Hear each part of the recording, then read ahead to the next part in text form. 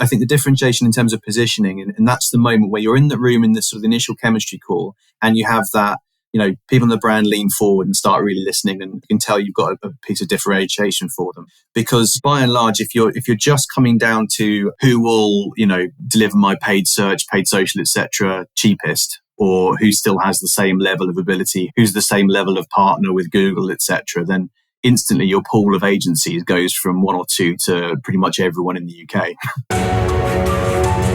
My name's Mike Lander, and you're listening to Higgle, the B2B Sales Club podcast, where we bring you actionable insights about sales RFPs, negotiations, and difficult procurement discussions from sales leaders, brand leaders, and procurement leaders.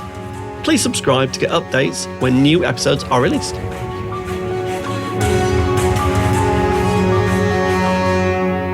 Andy, thanks ever so much for joining me on Higgle, the B2B Sales Club podcast. Great to have you. Yeah, no, thanks for having me on. Long time listener, first time caller. But good to be here. Thanks, Mike. Brilliant. Yeah, and we've known each other now on and off for probably a year or so, haven't we, I expect? I'm offended, Mike. It's a bit, I think it's more like 2 now, isn't it? Is it 2? Oh, via Chris, of course. Yeah. Yes. Oh, yeah. I guess the breakfast a while ago was our kind of first face-to-face. But yeah, so what we said we'd do is obviously we're going to talk about sales, commercial aspects, about qualification, etc. But before we get into all that, why don't you tell the listeners who you are, what you do, and something unusual about yourself? Okie doke, sure. So I'm Andy. I head up growth at Space and Time. We are a leading independent agency. Growth marketing is our thing. We do that through both predominantly media and tech. Interesting fact about me. Okay. Purely by chance, whilst traveling around Africa many, many years ago now, this isn't my first recording I've ever made, Mike. I was actually seconded and ended up going into the state radio station in Uganda to record a radio breakfast show jingle. Wow. Now, I've never had that before. Well, there you go. Yeah. How on earth did you get that gig? Purely by chance. I was in my my early to mid 20s it would have been, I think, and I was sulking by Lake Bunyoni in the mountains in Uganda because like everyone else that was at the backpackers place I was staying, I couldn't afford to go and do the gorilla walk.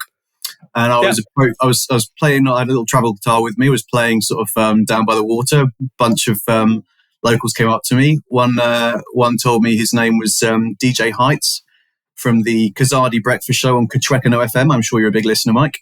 Absolutely. I tune in regularly every week. I ended up hiking through mountains for an hour and a half and then was in a bunch of breeze block buildings on the top of a spectacular view out over the lakes. And he took me into a small room where there was a very old desktop running, I think, Windows 97 with one of the old sort of USB plug-in microphones.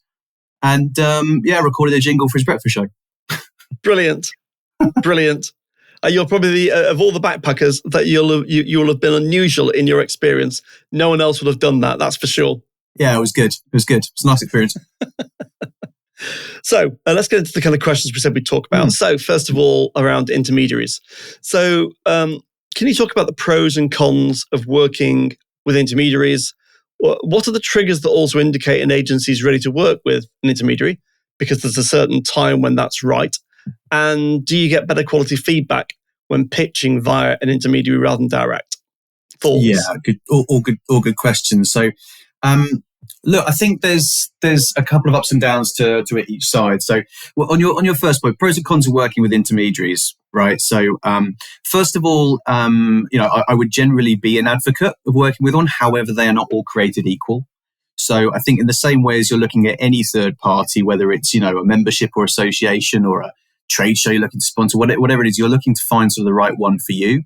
Some at some end of it will only do sort of 10 a year, but there will be absolute massive budgets. Some will, be kind of perhaps slightly higher volume, but not particularly lucrative, perhaps. So it's a bit of matchmaking, and likewise, I would say, as with any kind of third party out there, some are perhaps a bit more reputable than others as well.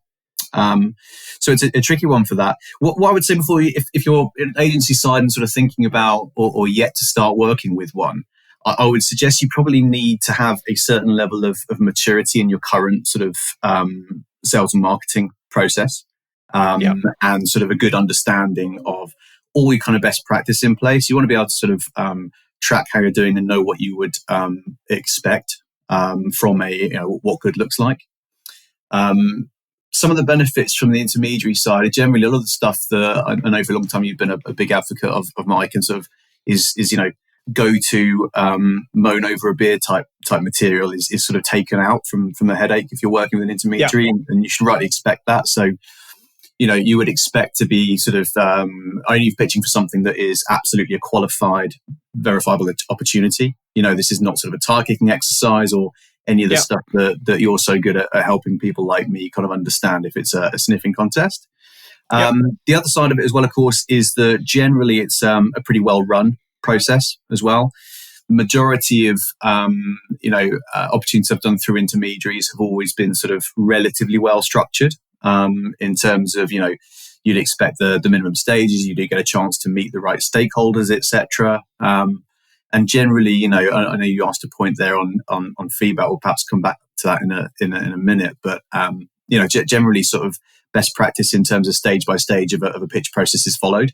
So that's sort of the good side of it, and it's a qualified opportunity as well. I think the one thing that perhaps some agencies or BD professionals overlook when they start working with them is that, or they're perhaps not prepared for, is that whilst they can be a great way of getting in front of brands to pitch for that you might not otherwise, because there's an element of matchmaking in there, where intermediaries add their value to the brands who they work with is by being able to pull together, a decent shortlist of really good agencies, all of which would be a good viable option for them to pick. That's exactly how they earn their trust and reputation and sort of deliver value for the brand. So with that, whilst it's great to know that you're going ahead with a qualified competitive pitch, it is a competitive pitch. So you won't be up against a couple of others that they've, perhaps someone brand side has had someone junior that stumbled across and sort of helped to make up the numbers, or just the incumbent that's been there and done the same thing for 15 years.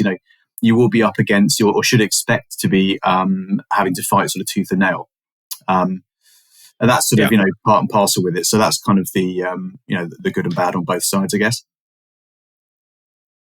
And Andy, how important is it to kind of build a kind of a long-term relationship with the intermediary? And by that, all I'm trying to get to really is, obviously you could sign up with an intermediary tomorrow, but that doesn't mean that the right kind of work will come your way. Do you need to build relationships with them just as you would with a client? Absolutely. The idealist that occasionally sort of arises in me on a very rare. I'm going to tend to err more on the cynical, but the idealist would like you to think that kind of pay your membership or your fee to an intermediary, and you supply everything up front in terms of all your collateral, case studies, done a great job of through their onboarding process, which typically will be around what have you done, what's your relative experience, what is a qualified lead in your eyes, who are you looking to speak to, all that stuff. You would like to think then that you could just, perhaps feet up and the relevant leads will just come sort of flowing into you. But as anyone who's worked on the media owner side, in terms of trying to be sort of front of mind, the relationship piece is still very, very key. Not least because, there's incremental value, I think, to be gained from intermediaries if you work them properly. In many ways, whilst it's not, perhaps enough to justify the entirety of your subs if you're not going to win any business from them, there's also normally incremental sort of marketing opportunities. So there's normally a big opportunity to sort of to align yourself with them and make sure that you're continually sharing your work, whether that is, thought leadership every single time you've got a new piece of work or case study, particularly if it's any kind of emerging area of business that you as an agency are trying to grow or develop, is really, really key. And regular contact to them is good as well. A good sort of, warning sign for anyone when they're sniffing around with intermediaries, if they don't have a particularly good sort of comms or relationship process in place, that they're at least, claiming to adhere to if you sign up to them, is sort of a bit of a red flag, really. Because I think kind of understanding and having a relationship with your point of contact there is very, very key. Ultimately, many of them will work whereby, they have perhaps on one side of the table are those handling briefs and brand opportunities, and those that handle the agency relationships. So you want these people to sort of, make sure they're singing your virtues and putting their hands up for you on your behalf, really. Yeah. I mean, also, I do know, I mean, I've not worked through the intermediary market myself, but I know that not all, but quite a number are a pay-to-play platform. Is that kind of generally sort of true? Yes. Yeah, I would say the vast majority. So as in you pay your subs, Yeah, anyone who is, a true intermediary, if you like, and not therefore more on sort of the portal side. There are portals out there who will disguise or dress themselves up as sort of a quasi intermediary of some sort. However, generally, the commercial angle for them is going to be around, incremental investment to appear top of listings, or it's almost like an advertising piece, really. So the true intermediaries will effectively. Normally, there is a membership or subs, and it varies on scale. Some will offer tiered levels of membership. Generally, for my personal view, that's a bit of a red flag. You don't really want to be signing up to something where you are instantly knowing you're going into a deck of cards where some are more valuable to them than others. So I think from the integrity perspective, you want to make sure that whilst you've done your best through the relationship management piece with your point of contact to make sure you're front of mind and doing a great job of them being aware of the great work that your business does for brands, it's important that you feel you're at least in some sort of level playing field. But yeah, you're quite right, Mike. Normally it's a pay to play basis, and you pay your subs, and then you have an expectation of, some will potentially quote, on average, our members would receive X or Y opportunities. But I think where the disconnect can sometimes be, or where it can sort of, for BD professionals, where they need to manage internal expectations is, of course, that, it's something that I always sort of defend any intermediaries that I have worked with, is that, whilst you have rightly an expectation to have access to and a good volume of relevant opportunities to pitch for, ultimately they're not responsible for you winning them. So I think the other thing, just when you're managing expectations and sort of potentially looking at, or you're speaking to kind of your budget holders internally, and you want to sort of advocate for starting to work with intermediaries, investing in the pay-to-play basis, it's important to manage expectations that success looks like a volume of a certain value, of a certain quality of opportunities. And like I said, there's some respect to have there that you'll be expecting to pitch on a more competitive playing field. I mean, it's interesting, Andy, about conversion rates, kind of following that kind of thread. Do you see the conversion rates as being better for opportunities you've pitched through intermediaries, or is it better if you go direct? Have you got any data on that? You don't have to give the exact numbers, but just like broadly, do you know which works best for you? From our experience, it skews. For example, there'll be some where we are, again, the benefits of intermediaries, there's nothing that we've been invited to pitch for and gone through to that hasn't been a really relevant lead. There's been none of those where we've been sat on the fence having to do the head versus heart of, should we pitch for this? Is it really qualified, etc.? Will we win it? So that they've all been good. Where that has changed for us is there's been a skew between if something's in our real heartland of expertise, generally, we'll see that pay off in terms of win rate. Not least because you've been that there is an element of trust or a quality perception that is taken off the table before you even meet the brand, because you've been well match made, if that makes sense. Exactly. There's an element that anyone they speak to, that when a brand gets to those sort of initial chemistry sessions and is first introduced to you, that actually the quality control piece has been done for them, and that we come sort of vetted and verified by the intermediary. So kind of it's in some ways you don't have to quite worry so much about that aspect of it. In other ways, in other aspects where we've looked at, say, the vertical or size or value of client, and an intermediary is perhaps the best way to describe it, probably the opportunity could be counted as an incremental reach opportunity for us that we might not otherwise have come across. Again, that can be sort of, we can see our win rate dip, if anything, on that instance, where we are up against people who perhaps are such a strong match or equally as good that, the difference in terms of I think it's a harder choice for brands, because the quality, I think most brands that I've spoken to post pitch, or that I've been in touch with and have used in, intermediaries in the past will generally say, that the competition is much higher. Quite often after initial first round of pitch or even chemistry session, sometimes one or two get cold. Typically in the intermediate side, I think that's harder for them because like I said, the way that a good intermediate will add their value is by not just doing a really great job on the ops side of running a really good coherent pitch to get a quality result from it, but the quality of the agencies they're meeting is consistent and high. Exactly. So let's just move on to the next question, which is just very briefly, what do you think of the pitch positive pledge? Has it got teeth? Does it add value? What are your kind of thoughts on it? Do you want to explain it first of all, roughly?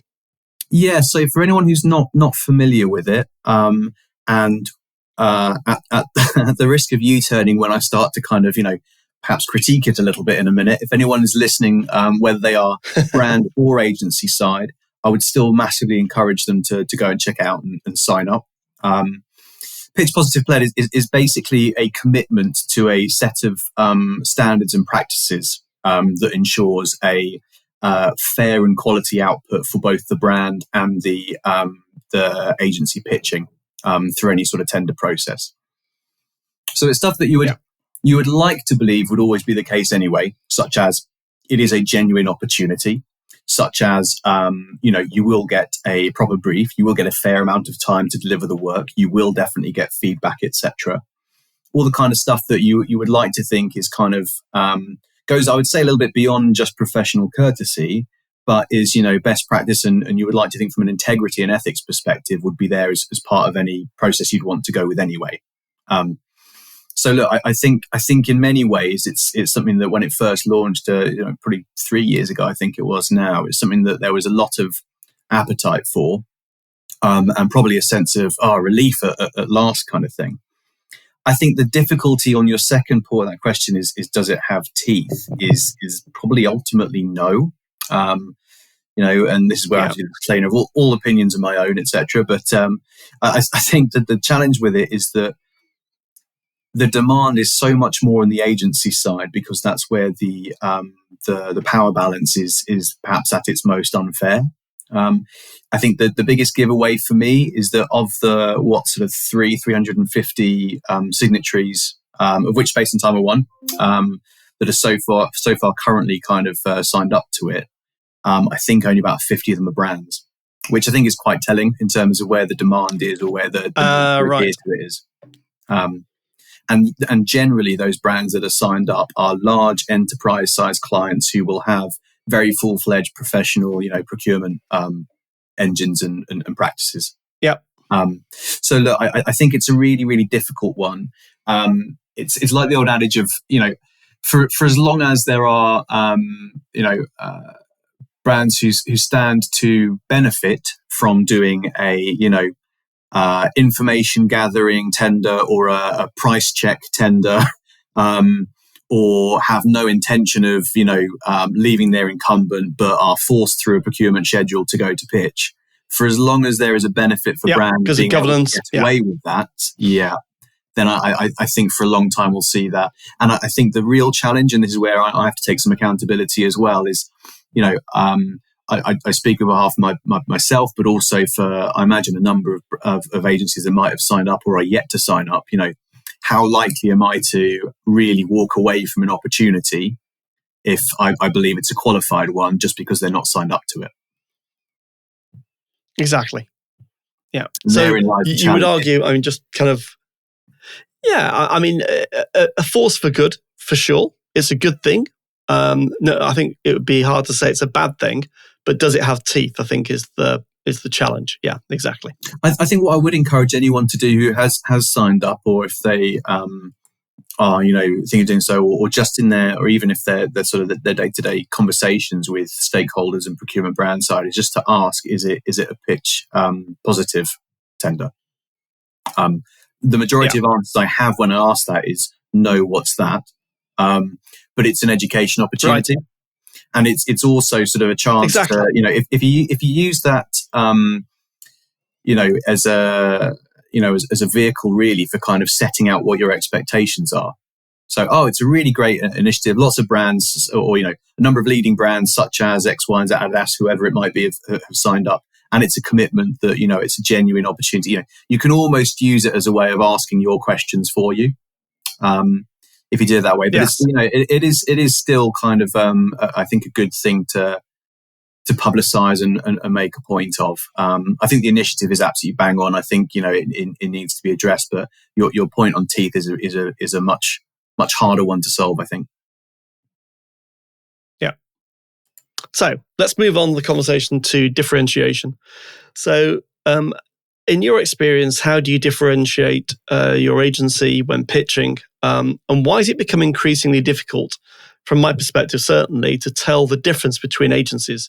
Everything's becoming very similar. Doesn't mean the quality's gone down, the opposite, but it's quite hard to differentiate between agencies.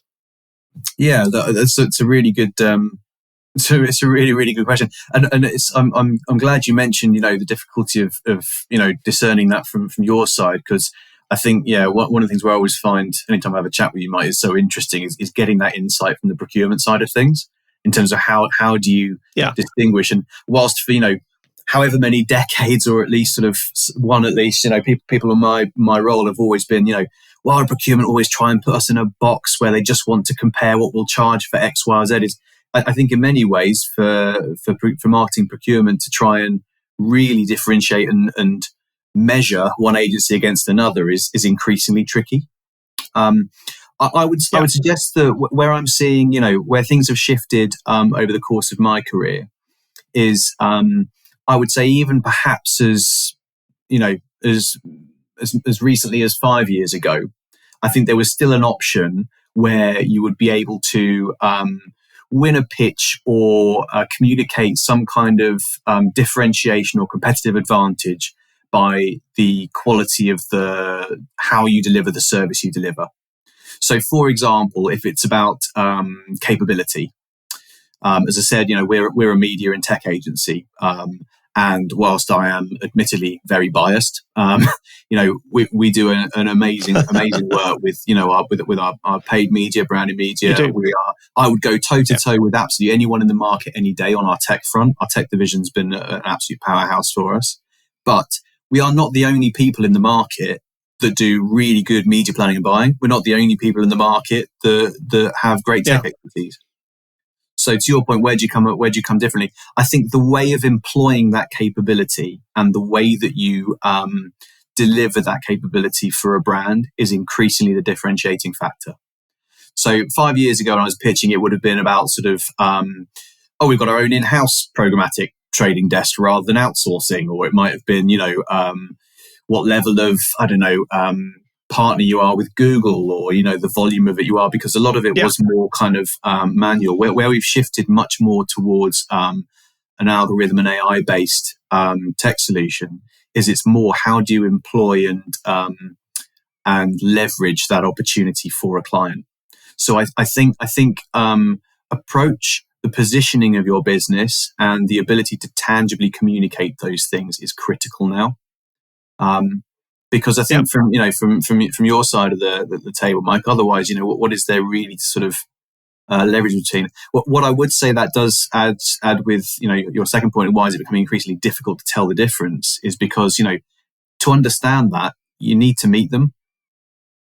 So I think, the ability to really understand and communicate, differentiation through a written RFP or ITT process is incredibly difficult. Yep. Definitely. I'll give you a couple of things to add, Andy. Sorry, go on. Yeah. So carry on. Elaborate a little bit. So, for example, whilst we, like some other people in the industry, are really good with our media, really good with our tech, etc. For us, the difference is how we lay out our ethos and how we approach the use of that capability. And for us, it's all about sort of a huge amount of commercial empathy with our clients. And it's the moment when I talk through that. I'm not going to give away all the special sauce for everyone on the listener. If there's any brands listening, give me a shout. I'll happily talk you through it. But I think if there's a big moment, I think the differentiation in terms of positioning, and that's the moment where you're in the room in this sort of initial chemistry call, and you have that, people in the brand lean forward and start really listening, and you can tell you've got a piece of differentiation for them. Because, by and large, if you're just coming down to a who will, deliver my paid search, paid social, etc., cheapest, or who still has the same level of ability, who's the same level of partner with Google, etc., then it's instantly your pool of agencies goes from one or two to pretty much everyone in the UK. Yeah, exactly. So a couple of things just to get your thoughts on, Andy. Again, kind of speaking as an ex-buyer, I think brand is still important. The quality of the brand, it stands for something. I think those days are less than they used to be, but certainly, the old days for tech, whoever got fired for buying IBM was a phrase. Right. So I think brand does still carry, to an extent. I think the experience during the process is really important about how you engage, how you interact, how responsive you are, how you answer questions, how thoughtful you are in terms of pushing back.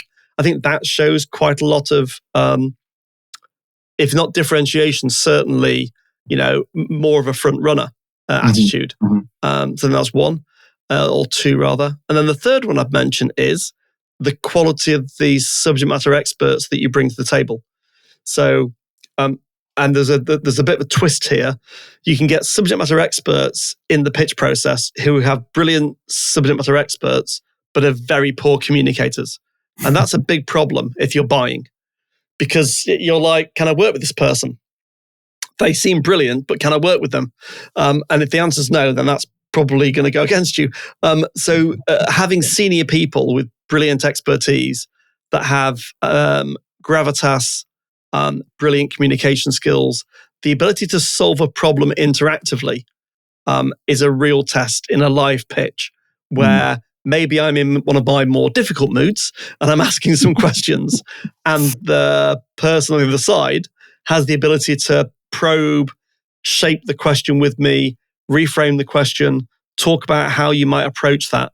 That's a really high-end skill that I think if agencies have that can certainly set you apart.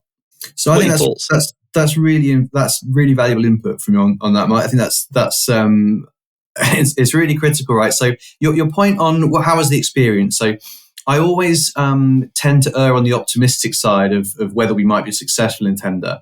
If after leaving a pitch, it's actually felt not like we presented to someone there, but we've just worked on a problem together collaboratively. I think it's a really key part of because it's almost like de facto you're already doing it together, which is really key. I'm going to throw a challenge back at you now, Mike, in terms of the subject matter expert thing, because it's a really, really critical thing here, this, right? So I think there is a degree of transparency and ethics when you are selling to a marketing buyer, that they should rightly expect to meet the people who will ultimately be working on their business. Now, therein comes a bit of a challenge. So, for example, you can have some, to your point, some really technically skilled subject matter experts, who can read the matrix, all the rest of it, right? But that is their value to us as a business. We haven't necessarily employed them to be an incredible presenter. In actual fact, I'd rather 100% of their expertise was in their ability to, maybe it's their data architecture work they're doing, whatever it might be. But therein lies the challenge, and I think kind of leans some of the pressure back towards agencies to bring in the people in the blazers and with the jazz hands that can then go and do a good job presenting. And I think this is always the challenge, right? What if I was to push you on a response and say I was coming to you for some consultancy work because we have a really big tender, got a pitch, and I really want your input and thoughts on who should I bring into the room?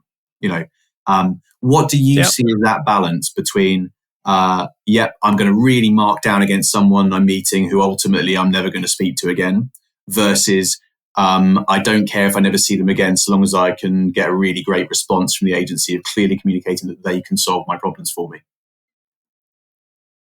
So if I think about it's a good pushback, and it's really good pushback. If I think practically about when I was buying, and I've bought some stuff at some scale, the subject matter expert became really important, and that bit about the communication skills, I'd give an awful lot of latitude to someone who is a deep domain expert, say a data architect, who clearly is has been studying their craft for 10, 20 years, very, very deep expertise in a particular area that we happen to need access to. If their communication skills aren't brilliant, but it's clearly obvious that they are the expert in the room, I'm fine with that. I'm like, that's absolutely right. You've brought the right person to the table. You knew we were going to ask that question. You brought a deep expert into the room. Yeah. They've really gone through all the angles. They've given us insights we had never thought about. They've brought foresight to the table, stuff we hadn't even understood. And if their communication skills aren't great, that's fine by me. So I'm like, I know when you're delivering, that person will be working with an account director or a project manager. And if there's summary reports required or exec presentations required, that'll all get handled. But I want to know that you've got the expertise. And that to me is, I think if I was advising you on a pitch, I'd say, bring that expert in, but make sure the audience knows this is a deep domain expert. We've worked with them for many, many years. But don't expect them to be the brilliant, articulate presenter that you might find in yourself, Andy, or in one of your colleagues, because that's not their skill. They're bringing deep domain expertise. Well, one of the most that's a really good response. One of the most because there's times when I've sat on the fence about it, right? I think kind of it's conspicuous by its absence if no one in the room is going to be working on the business. Even if it's not a prerequisite from the brand. I think it's a point, and it's part of, I think, our ethos of how we would work transparently with a brand that we feel we should do that anyway. One of the most powerful moments definitely. I completely agree with that. Yeah. I think one of the most powerful moments I've seen in the pitch is when we took a deep subject expert along, and they don't tend to be particularly client facing. And we talked through how to handle this. And they when it came to their moment in the pitch to present, they just mentioned, look, I don't tend to present very often. I get quite nervous about it, so please bear with me. And it was the most disarming thing. It was a really powerful moment in the pitch, and where out of nowhere what you had was instant empathy with some of the marketing team as well. Like, oh no, thank God you said I do too. It was a real sort of meeting in the middle moment. Yeah. So I guess the other thing as well, Mike, is that what it does do though is it puts the emphasis back on what's the quality of the account management going to be to help make sure they can translate and communicate and be that go-between on that deep expertise versus translating that capability into a solution for my issues. Definitely. And we had an example in an agency I work with who are very deep SEO experts in e-commerce. And we had a situation whereby we'd actually won this piece of work. We were working with the client, and they specifically said, look, I want to talk to the SEO expert. I want to talk to your SEO strategists. I know who they are. They seem to be in the background. Cut out the project manager, cut out the account director. Can I just talk to them directly during the program that we were working on? Because they had such deep domain expertise. And he said, it's not that I want to get rid of the PM, the opposite. But I just want to have a one-on-one conversation with the person that knows exactly what they're talking about in this particular area. And that's why we need to see them in the pitch. Yeah, that's it's a really good example. So I think it's really important. I guess the other challenge as well to it, though, from the agency side of it is, were you to do that, you can easily end up taking about 10 different people into a boardroom. Yeah, exactly. Yeah, it can't be a cast of thousands. Channels, requirements, etc. It's easy to get a bit carried away, and as you're aware, the investment on the agency side into piece of business. But I'd say, as a principle, Andy, I think if you're pitching as a principle, I would say you have to bring the team that's going to be delivering, because it's one of my key questions as a buyer. I was always like, is this the team that will be delivering? I don't mean all of it, so I don't expect Andy to be on the account every day, but I need to know that at least, 70% of the team that's in that room we're going to be working with. Otherwise, my fear is you've pitched the A team and we get given the B team. And that was always a big fear when we were buying services. Of course. And I've been in agencies where or spoken to people where you hear who's the team that will win the business?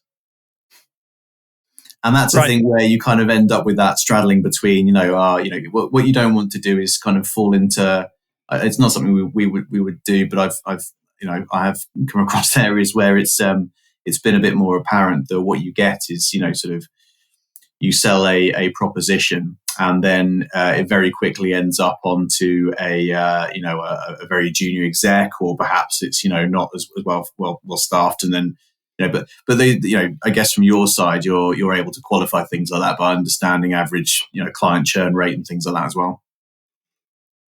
Yeah, I mean, and I have absolutely scored down and kind of crossed out services companies that have come in and not pitched the team that's going to do the work, have come in with the pitch team. Mm-hmm. I found out because I've asked the blunt questions, and they've got nowhere to go. And I'm like, well, that wasn't a very smart move. Yeah. Because now, basically, I'm going to just assume that everything you're saying, this is the brilliant pitch team that goes around all the clients and pitches the work. What I want is the people going to do the work. So it's a really important point, I think. Yeah. Take at least 50 to 75% of the team that are going to be working on it, take them into the meeting. Yeah. Perfect. Well, anyway, if nothing else, I'll get off my hobby horse now, Andy. Today has reassured me that we're doing something right. You're doing many things right, Andy. You're doing really well. So, last question, because I'm conscious of your time. How does qualification work in space and time? And how do you manage tension between the board's view and MBD's view of opportunities being qualified in or out? Because I know there's often inherent tension, not in your agency specifically. In all agencies, that's often a tension. Yeah, look, we do lead score across a selection of criteria. So generally, we're looking at can we do the work? Is it within our area, or are we biting off something that we will ultimately not do a really great job on?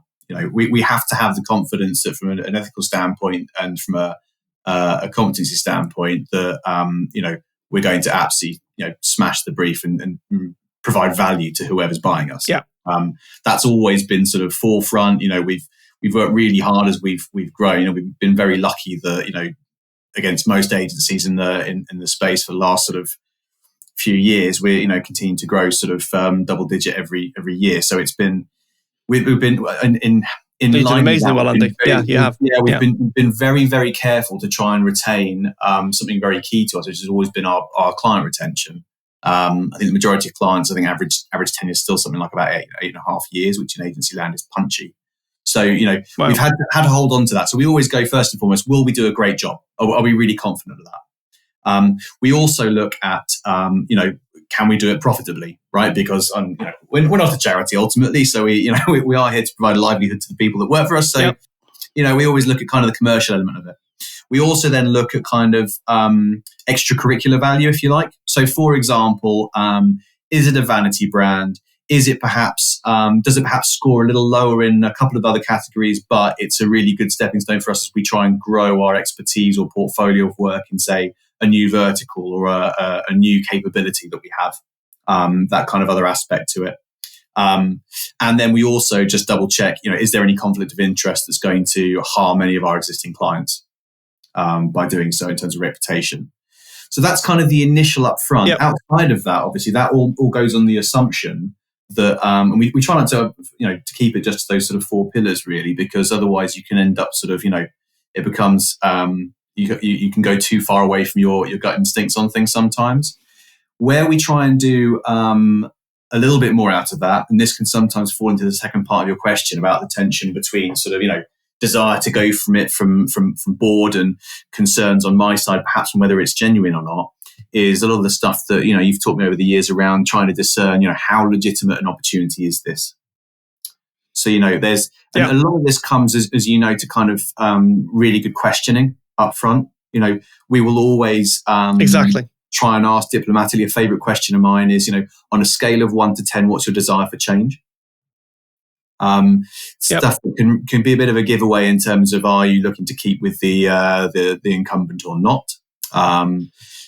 Discerning the various, it's all the stuff that you're already aware of, Mike, and most of your listeners will be around kind of making sure it is, this is not just a pricing exercise, or this isn't purely because of procurement schedule. And it's a genuine opportunity that's been well thought out. You're going to get a chance to speak to the correct stakeholder, all those kind of bits of best practice as well. Where I think the tension piece comes in between board's view and new biz directors is difficult, right? Because the board's role, quite rightly, is to drive my performance as hard as possible, right? They are there. My accountability is to them and to my target, and to deliver as well as I can and over deliver wherever possible. I would suggest, I certainly put myself in this category, and whilst not all salespeople are, I think kind of, a lot of us are, is that quite often we want to people please as well. We are a lot of us are predisposed to want to try and achieve. The very nature of what we do is we're set a challenge every single time. We know there's a good chance we might not win a piece of business, but we're there to sort of try and overcome it. That's a lot of what our role is. So when we are pressed from the board and given let's see if we can do it anyway, it can be quite tempting at times to go, you never know, and get caught up with the aspiration as well. I think this is where it comes to a real head and heart piece. I think it's really good that a board is quite often, a couple of steps aside from an actual opportunity, because they can be perhaps more objective of it.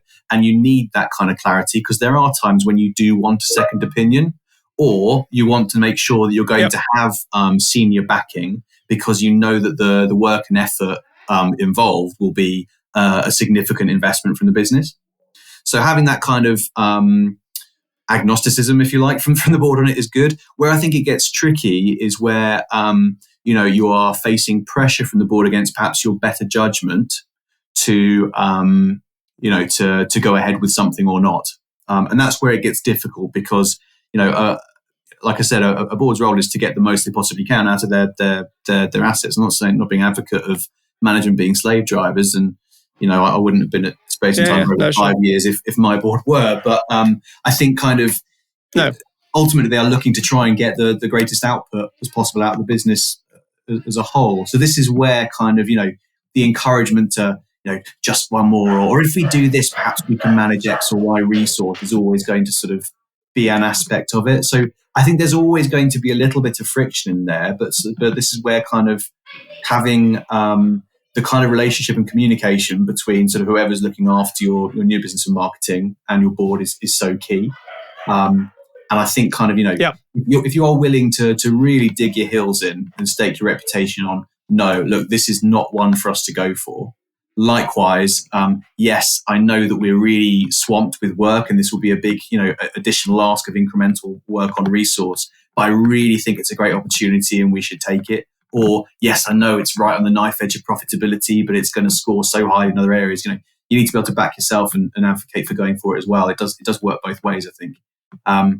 In terms of how we manage it, definitely. I think, it's being able to have that point of understanding what your process is for scoring, so that, when head and heart collide, you always have that aspect to fall back on that is a slightly less objective aspect to it, if you like, or subjective rather aspect to it. Exactly.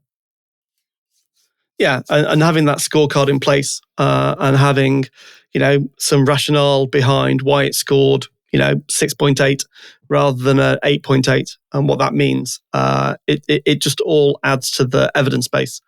Ultimately, you and the board can decide, we're going to go for it. Sorry, I've got a bit of delay. I've been absolute outright fraud if I said to you that every time I was scored one that said, no, we shouldn't go for it, I didn't still have a bit of a punt every now and again. But I think kind of having that sort of rule of thumb guide is key to make sure that kind of you have something that is a little bit more objective around sort of head versus heart on these things. Bit more robust. I like the head versus heart analogy. I think that's absolutely true. Andy, it's been amazing. Right? Thank you ever so much for joining me. Not at all, Mike. It's been a pleasure, as always. That's been thoroughly enjoyable. Thank you. Where can people find out more about you and about Space and Time? Yeah, so you can find me on LinkedIn. My sort of, I guess my can't even think of the word for it now. The profile URL, sorry, is linkedin.com/in, and it's /Andy Griff, GIFF/.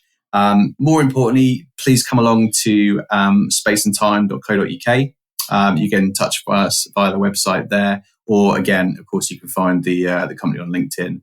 We are regularly posting sort of thought leadership bits and pieces and stuff to hopefully help marketers navigate what is an increasingly complex and horrendously tricky world.